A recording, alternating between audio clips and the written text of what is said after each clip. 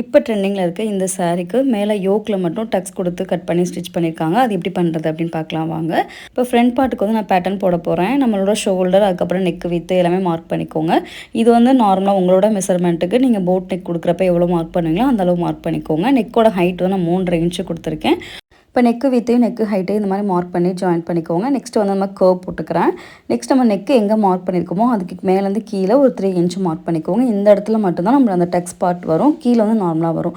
கீழே வந்து நம்ம நார்மலாக பிரின்சஸ் கட் கொடுப்போம், அதே மாதிரி மார்க் பண்ணிக்கோங்க. இப்போ மேலே மட்டும் நம்ம அந்த யோக் பார்ட் வந்து தனியாக கட் பண்ணியிருக்கோம். கீழே வந்து பிரின்சஸ் கட் மெத்தடில் கட் பண்ணியிருக்கேன். இப்போ மேலே இருக்க அந்த யோக் பார்ட் வந்து 3 இன்ச் மார்க் பண்ணி கட் பண்ணியிருக்கோம். அந்த அளவுக்கு மட்டும்தான் நம்ம ஃபேப்ரிக் வந்து ரெடி பண்ணணும்.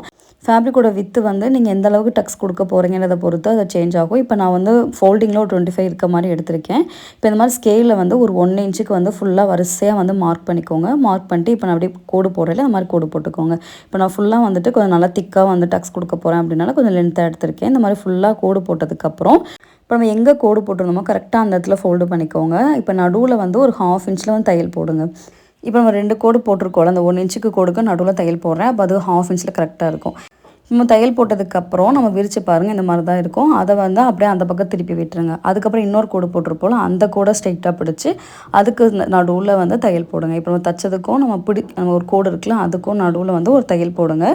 இப்போ நம்ம அந்த கோடு போட்டிருக்க லைனுக்கு நடுவில் நம்ம தையல் போட்டே வரோம். இப்போ நம்ம ஃபுல்லாக அந்த ஃபேப்ரிக்கில் ஃபுல்லாக எந்த அளவுக்கு கோடு போட்டிருக்கோமோ அந்த அளவுக்கு ஃபுல்லாக நான் தையல் போட்டே வரேன்.